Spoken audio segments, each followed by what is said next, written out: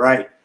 Thank you all for coming in and getting connected with us. And you know how this has been going. We've been using this space to just get to know people and get to know people and what's going on in the country. And this is about 2028 and how we're gonna bring this thing forward and be the voice for the people and get connected to something that I think everybody I've been running into has been wanting is that sense of peace in their own life. And so tonight get to have a friend of mine, Christopher Salem from Connecticut. We're going to have this conversation. If you want to tune in and give us some questions, we can do that as we are on several different platforms to connect with you. So here it comes, Chris. Hey, Sid, great to be here. Thanks for having me. Oh, it's awesome to have you here and see you again. We got to visit here in Jacksonville, and you got to let me know when you're coming back.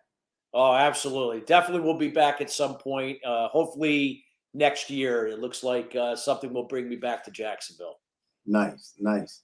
So tell me, what have you been up to since we talked last? Well, it's been quite busy this year. It's been a lot of traveling for speaking. So I've been speaking at various leading industry B2B and B2C conferences here or nationwide in the U.S., Canada, also overseas, and speaking on a wide variety of different topics related to leadership and communication, workplace culture, just kind of emotional intelligence. Just spreading the word on how important self awareness is, also in the business world, and how we can use it to self lead and use that self leadership to inspire others to do the same. And that's what creates interdependency in our environments to forge ahead. Awesome, awesome. Well, we're here to have this conversation and just begin to dive in a little bit. I'll tell you, I just got back from a teacher training, and something that I think more than I ever imagined, adults have been impacted by a space of a lack of social connection, and so I feel that that's a big thing to begin to talk about and discover how can we unite the country back, Yeah. and actually move forward from where we've ever been and take away all the walls that divide us. I agree. I mean, we live in this diverse world that we're in. Technology has, done magnificent things in connecting us all, but at the same time, it could also divide us because, a lot of times we might think that, hey, I can just talk to somebody, through Zoom or through Teams or some kind of other means. But there's that human element face to face, where we can, shake somebody's hand and hug somebody and just that camaraderie that you could have. So I think, having a combination of both is great, but definitely getting people together, you're able to pick up on that energy so much better. And in my opinion, just creates more valuable experiences for people, whatever that may be, whether if it's coming together to do something good in a community, in your state, something for your school, for your business, whatever that may be, let alone your own family, that type of thing. I think about how many families here in the US get together anymore, except for maybe if you're lucky for Thanksgiving or Christmas. It's not like back when I was a kid when, I'd be at my aunts and uncles almost every other weekend, hanging out with my cousins and doing family stuff. It's changed. And being married to a Venezuelan wife, it's kind of foreign to her because, family is everything. And so I like to see some of that tradition come back here in the United States. Yeah, I agree. And I think it's just the whole, I mean, I'm from the South. I was born in Baton Rouge and lived south of the Mason-Dixon line in Maryland. And now here I am back in Florida.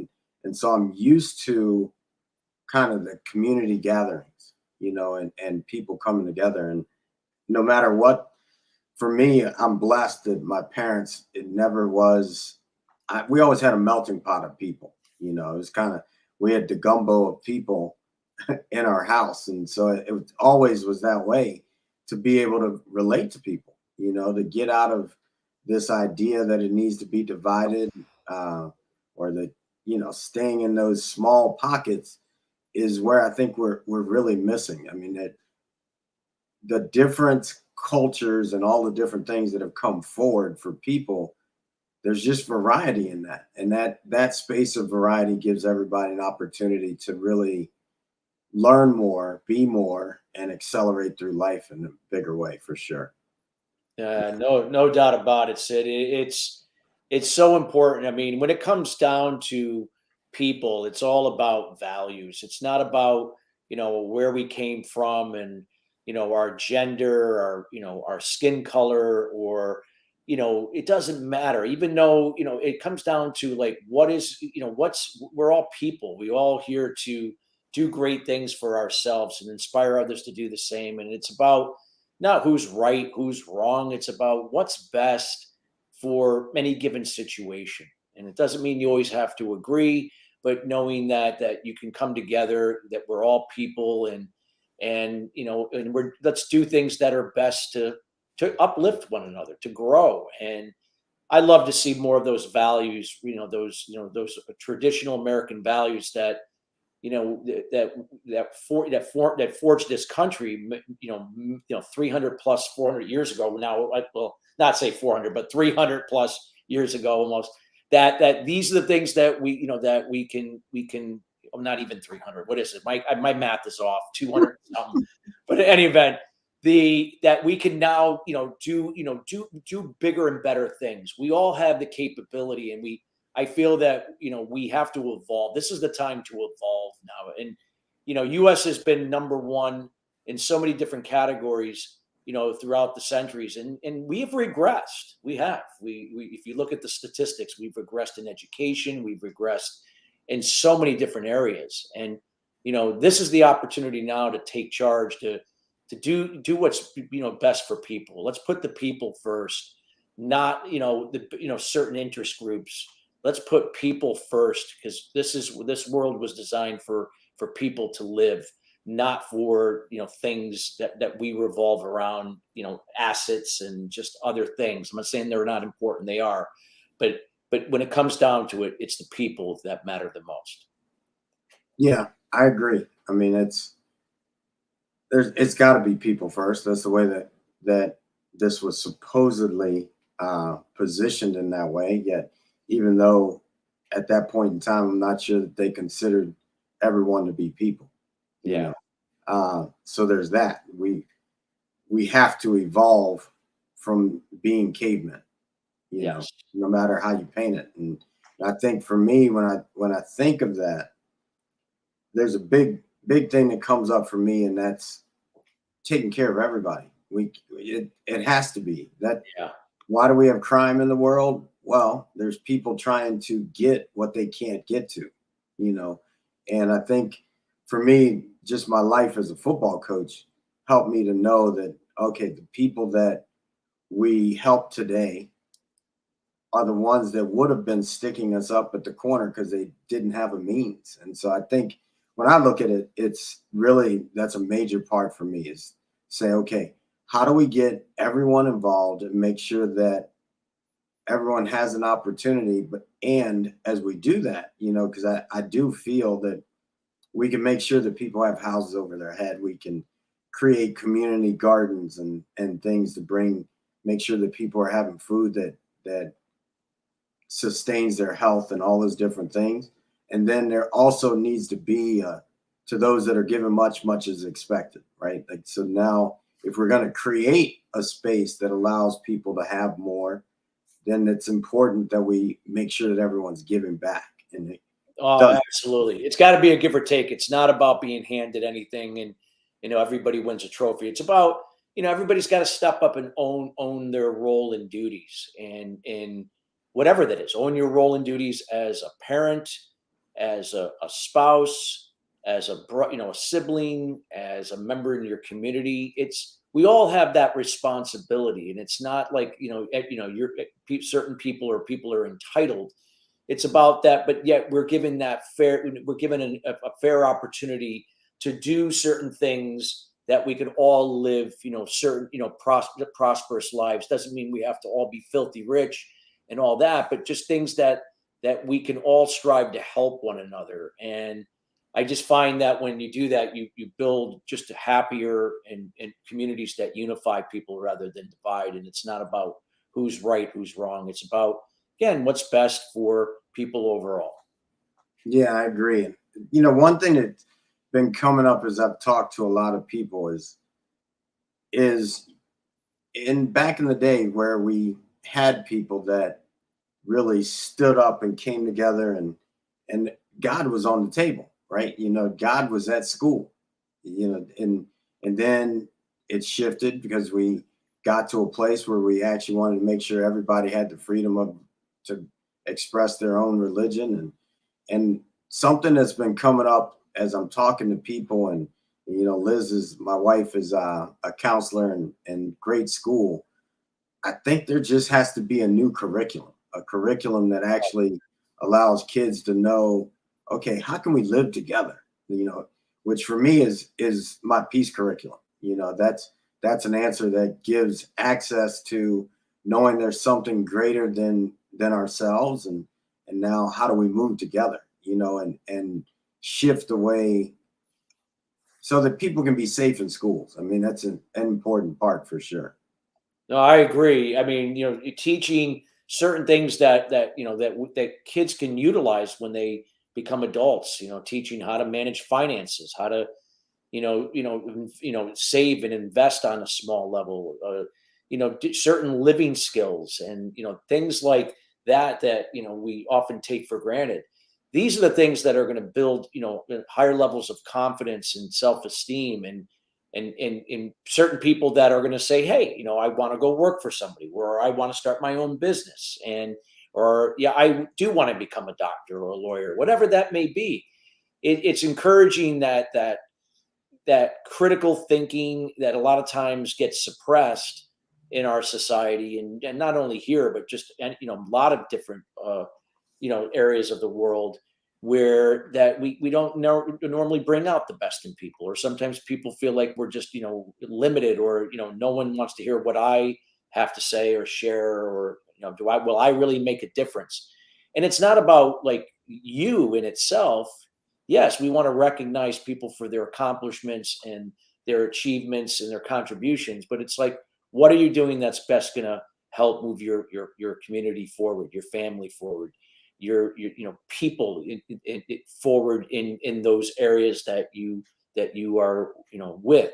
That's what's really important. And are we coming up with things that are going to help people with their well-being and their businesses and so on? And but everybody's got to do their part. Everybody's got to do their part. And if we can learn to be the example and be a resource, starting even also in the school, at the home level, and at the schools, we have a chance to influence in kids, not persuade or convince them, but to empower them to draw their own conclusion that they're going to take ownership of their lives earlier rather than later.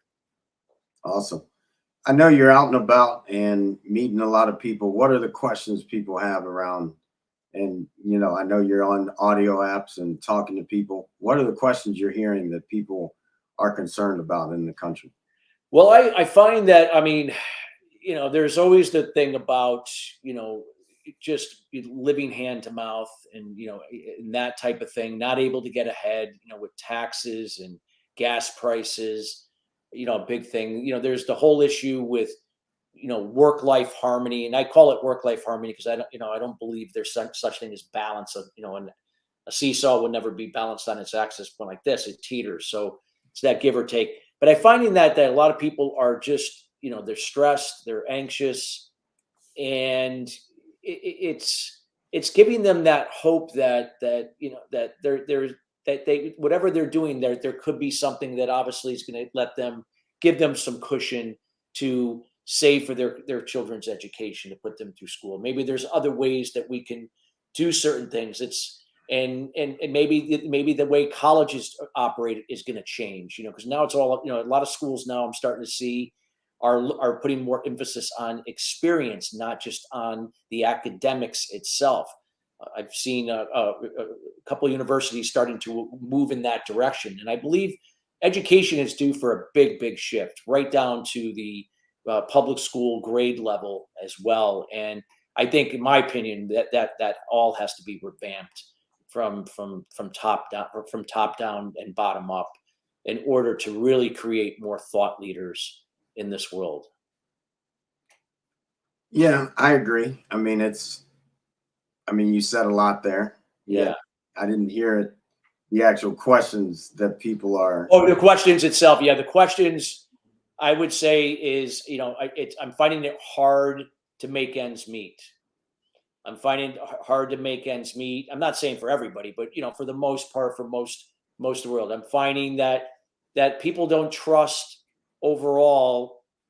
They don't trust the system. They don't know that they don't, and that goes for either party. They're just not. They don't really think that people have their best interests like they think they do. I'm not saying everybody, but there are some people out there. I've heard that, and you're beginning to, you got a lot of things on social media, all the TikToks and all these, so you don't know what to believe. And a lot of times, with what's on the news, are we, is it really true? So there's just a lot of, there's a lot of speculation of, are people are skeptical. People are skeptical of what they're hearing and what's happening. And I think that, someone that can come, kind of bring things back down to earth, so to speak, and really put people first and give them a voice to, express what could be better, in the world. And, again, this is not about handouts, but I would say that's what I've been hearing a little bit overall. Gotcha. Definitely. I definitely feel that people are wanting things to be better than where they are, for Yeah. sure. And then with that being said, it's for me, it's like, okay, what is going to be the shift? And it has to be outside of what we've been doing. I mean, if we continue to do what we've done, we'll get what we have. And it's important for us to begin to look at, okay, what's the opportunity to elevate, and really see how to bring things in. I know Ryan's here, and so I'm gonna see if he wants to come in and join in this conversation. And I know people are starting to write in questions, so bring something forward in that sense. And I'd have to say that, there's definitely a difference, when it comes to how people are moving around in the South versus the North. I mean, because I've traveled, traveled through, and people are moving in different ways. There's different belief systems around everything. And No, there's definitely different belief systems. And again, it's just that I think it's just we're at a time now where we just need kind of a different, we have to just look at what's working and what's not working. To what can we do to fix it, instead of just put a band-aid on things. And it's, we as human beings, we have the capability of solving problems. I mean, problems and challenges are a good thing. They allow us to see what could be better, and what's working and what's not, and what can we do to make it better. So instead of trying to, point fingers and, try to manage it, let's solve problems. Let's create more solutions. And I understand there's mixed opinions on why that doesn't happen, and I'm not here to talk about that. But nonetheless, I feel that, this is a time and period for people to get really, really real with themselves, and really true, what's out there, and stop with all this secrecy, and, and not to say you air your dirty laundry, but, you know it's okay to be trans. It's okay to make yourself vulnerable in a healthy way if you're going to grow and expand, and knowing that you're supported by, certain people in your community or areas that can help you there. And that's what I would like to see. well, I think that would be great. And I also see that, in many ways, there was this message of fake news that was started in, I guess, 2020 or so is when that became a big message. There's Yeah. fake news. And it's like, okay, well, then how can we trust anything that's coming out of people's mouths? Yeah, and I think that thing about fake news, I mean, I think that even goes back, way back. I don't think it's, it just started in 2020. I think it was brought into the public eye But I feel like this goes back many, many, many years ago before that. This is nothing new, in my opinion. Well, for me, it's time for us to begin to Yeah, take that back as people. Then, yeah, if that is the case, that it's been fake for people, then we got to figure out how to undo that. You know, exactly, and it's time for people to wake up and get in the game. People, life exactly. isn't a spectator sport, and we've had too many spectators in the sport, called life. And it's time for us to get on the field and play the game and elevate each other. And if you're not elevating someone, then what's the point? And how are you moving? And I think that's, for me, it's just time. It's time for us to truly lift things up. Ryan, welcome. I know you're muted right now, just so you know. And yeah, what you got for us? Good evening, everybody. Good morning, good day, depending on where you're at in the world. Christopher, I heard you say something earlier and I liked it. And I want to piggyback off that and ask you a question. You mentioned, you said everybody's got to do their part. And I agree, like a lot of the world's problems, I believe we can start to fix when we start to address those problems within the household first, and that kind of it trickles out into our communities. A lot of people hear that. And when they do hear that, they might be thinking to themselves, like, okay, well, what's my part? I work my 9 to 5. I'm trying to take care of my family. Like a lot of people don't know what else can I do. Maybe they're asking that question. For those that are watching right now, are going to watch this in the future, what would you tell those folks, those fathers, those mothers, those brothers and sisters at home who are like, you know what? I want to do more. I'm ready to do more. I'm ready to play my part and lead myself, my family, in this country in a better direction. What does that look like for those people? What would you tell them? Absolutely, and great question, Ryan. And again, sometimes people feel like, why? I work 9 to 5, I pay taxes, and I'm still treading water. Or why should I do something and rise up when I feel like nobody's got my back? No one's gonna rescue me or give me any relief if I can't pay the mortgage, or if I can't pay my tax bill, whatever. But nonetheless, it's still about, we can't control. The reality is we can't control, as human beings, situations and other people. I can't control another human being. I can't control what they're going to say, how they're going to perceive what I said, what they heard from me. I can't control their behavior. I can't control their attitude if they see things happening to them instead of for them. I can't control their emotions and how they react instead of respond, which is more favorable than reacting to situations and people, and their level of action. I can't control that. But what I can control is my own, those same 5 things. So it's not about, tit for tat, like, hey, if you do something, I'll do something.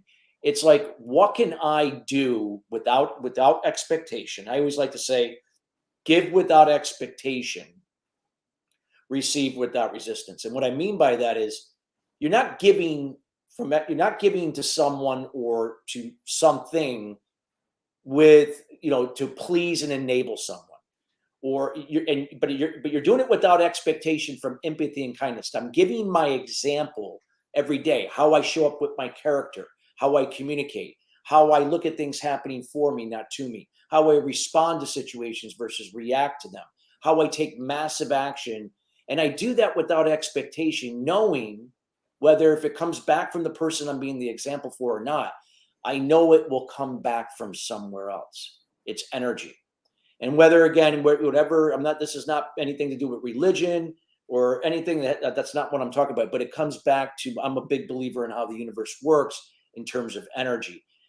I just feel like if people can change the way they think, and instead of like, hey, if I do something, that I should expect something in return.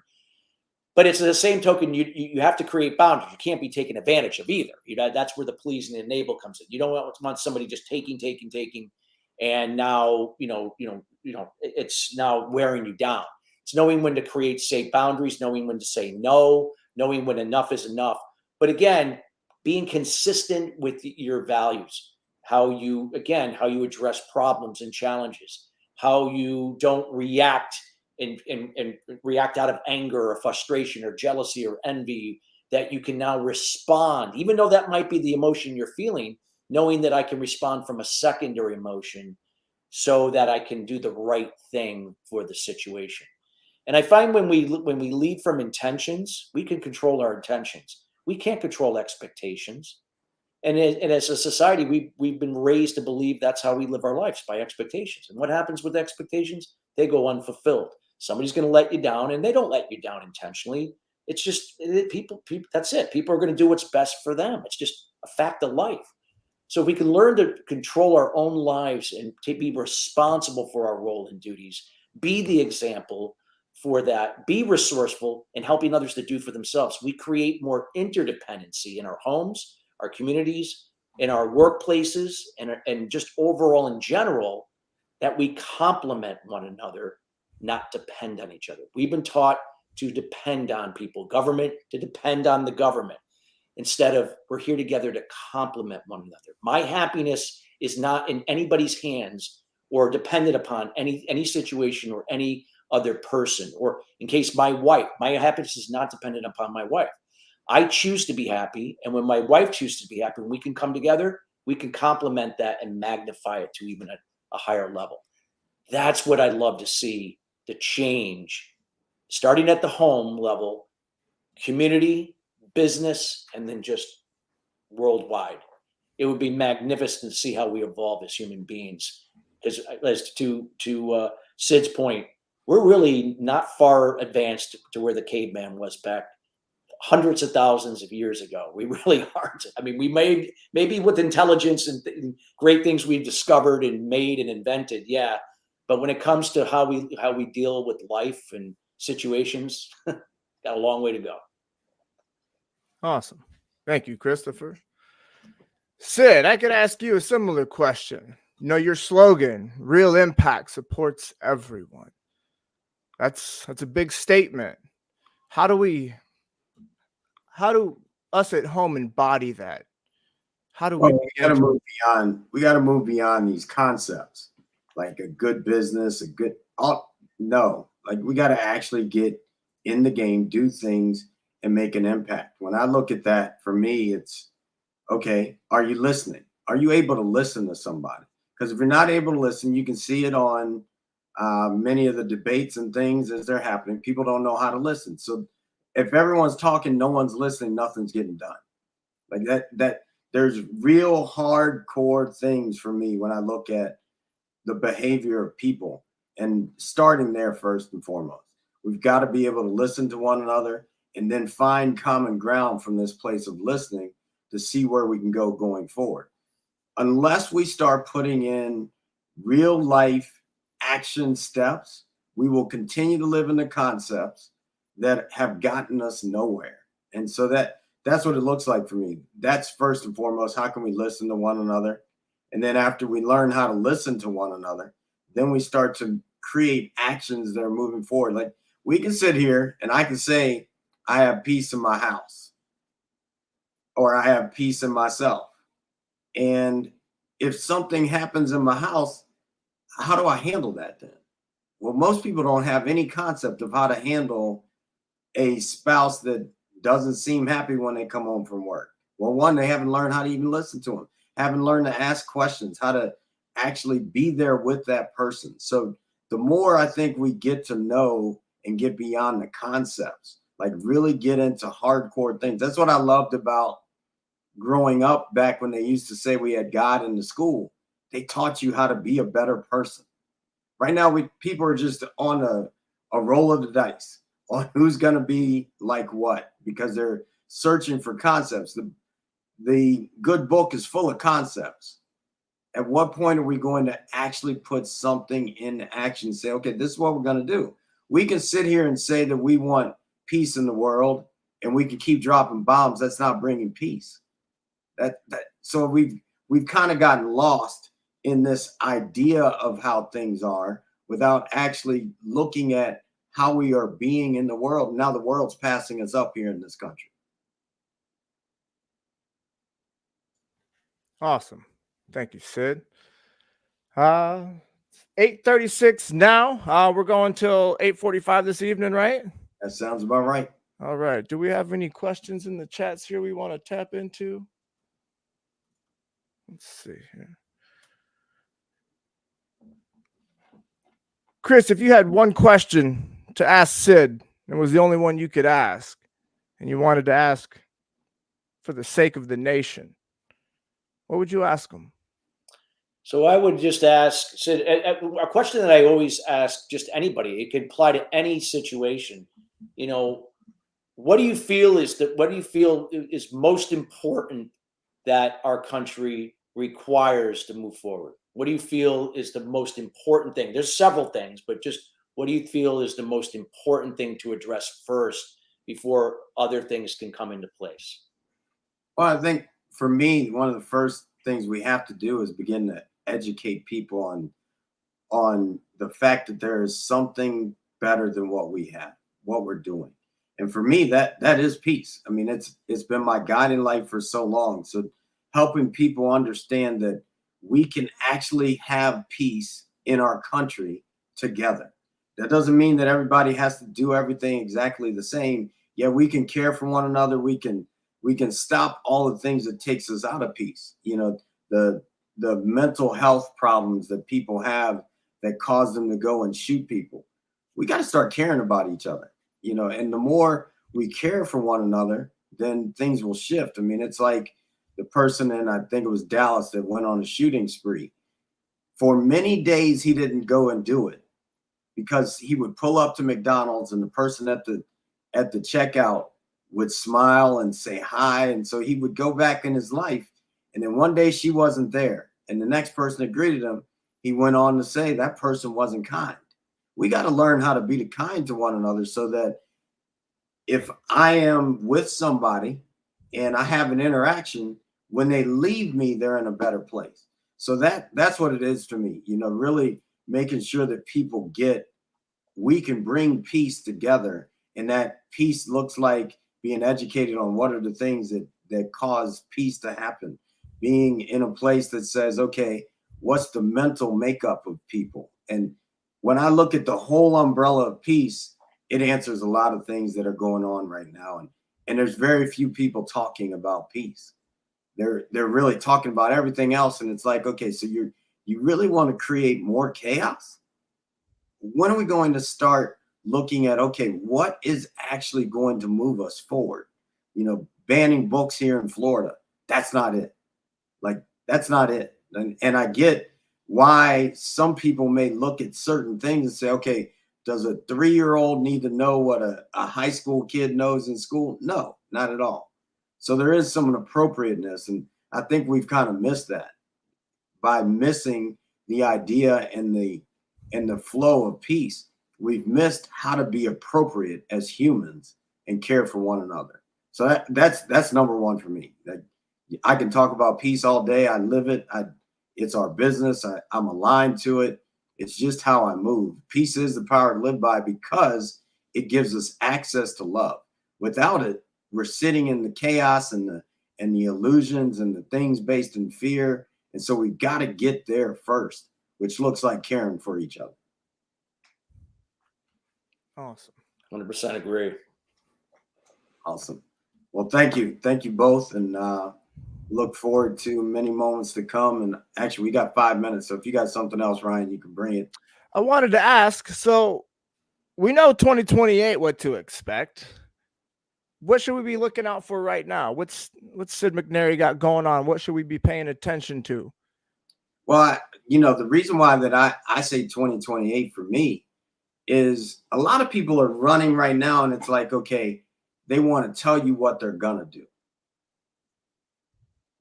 That's no different than I just got off the phone with somebody for a business deal where they're like, hey, give me money and then I'll show you what I do. No, I don't want to give you any money. Why don't I just feed my family? And if you can do something, show me and I'll pay you for taking this to another level. So for me right now in this moment is I am going to do so much for this country and for everyone that comes into our programs and things like that, that when it's time, people will just say, oh, gotta be it. I like Sid. Why? Because Sid did X, Y, Z for my life and for the people. And that's what I've been doing. So I'm going to continue to do that. You know, we've got a new book coming out that'll help people understand what it looks like for the autobiography of a human, a mission of peace, what that really looks like for people. and continue to put things out that people can say, oh, this is what it's about, you know, beyond the talk, because talk is cheap. And it seems like a lot of people talk right now, and very few are actually finishing what they say they'll do before they go do it. So I want to reverse that. I want to actually do something so that people say, oh, that's what we need. So that's what people can look out for.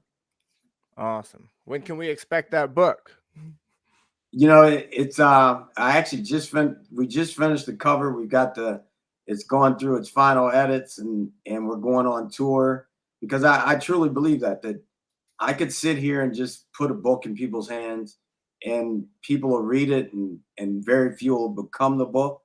The book has so many different lessons. It's got it started out as one book, it's become two. So it's got the playbook to 100% peace, and want to get people active in that and help them really see how to bring that into their home and into their lives, and continue to move that forward. So we're going out on the road to sell it first, on the road, hand to hand, face to face, making contact with people, and then eventually we'll unroll it in March.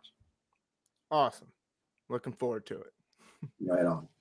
All right. All right. That's all I got for you, Sid.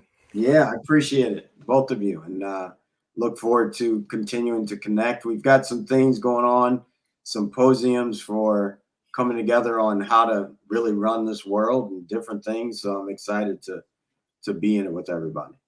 Thanks, bro. Awesome. Well, cool. See you later. Yes, sir.